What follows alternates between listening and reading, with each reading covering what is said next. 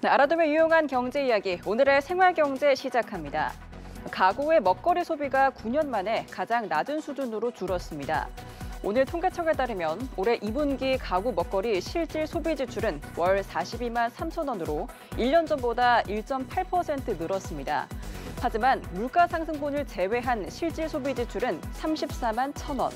지난해보다 1% 줄면서 2016년 2분기 이후 9년 만에 가장 작은 규모를 기록했습니다.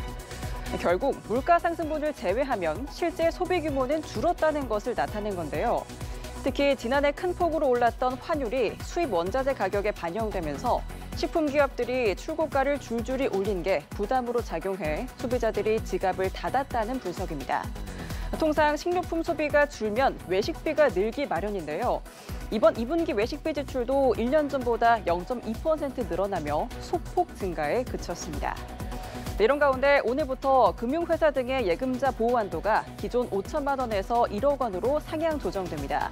당국은 자금 쏠림 우려에 대비해 대부분의 예금 만기가 도래하는 4분기에 업권별 예금 추이를 살펴보겠다는 계획인데요. 보도에 윤영섭 기자입니다. 24년 만에 예금자 보호 한도가 5천만 원에서 1억 원으로 올랐습니다. 금융회사 등이 예금 지급이 어려워질 경우 예금자는 원금과 이자를 합해 1억 원까지 보호받을 수 있습니다. 예적금, 퇴직연금, 사고보험금 등이 포함되며 가입 시점 상관없이 모두 적용됩니다. 1억 원 한도는 가입 시점과 관계없이 적용되며 이를 위해 어떤 신청 절차도 필요 없다는 것이 일각에선 평균 예금 금리 수준이 높은 이금융권으로의 자금 이동을 우려했으나 당국은 아직까지 뚜렷한 이동은 나타나지 않았다고 보고 있습니다.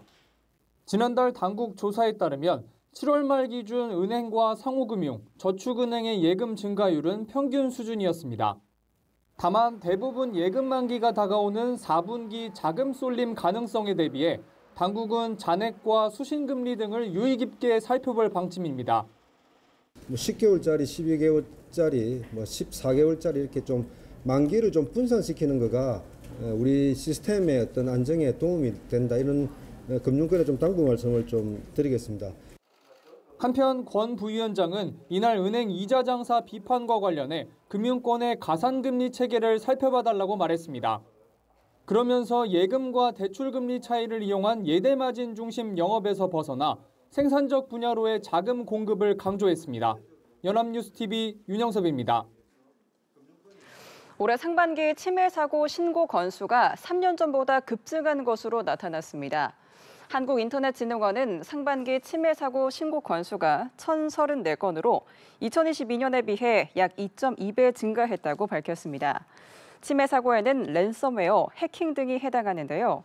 진흥원은 최근 벌어진 치매 사고가 예스24, SGR 서울보증 사례와 같이 국민 생활에 밀접한 분야에서 많이 발생했다면서 치매 사고 피해 기업은 사고를 인지한 시점으로부터 24시간 이내에 신고해달라고 당부했습니다.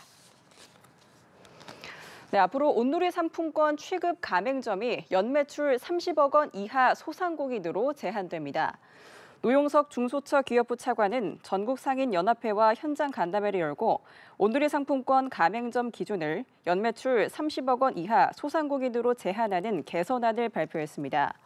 매출 제한 기준에 따라 고가 사치품 등을 취급하는 대형 업체들은 대상에서 제외됩니다.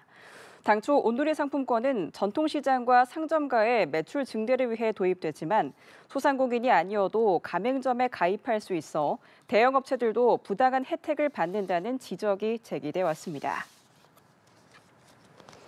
식품의약품안전처가 추석 명절을 앞두고 오는 8일부터 12일까지 성수식품의 위생관리 실태를 집중 점검합니다. 점검 대상은 떡, 한과, 만두, 축산물 등을 제조하는 업체와 제수용 음식을 조리 판매하는 업체 5,860여 곳입니다. 주요 점검 내용은 무등록 제조 판매, 소비기한 경과 제품 사용 판매, 위생적 취급 여부 등입니다. 식약처는 국내 유통 단계와 수입 통관 단계 검사와 온라인 게시물에 대한 부당 광고 모니터링도 강화한다는 방침입니다.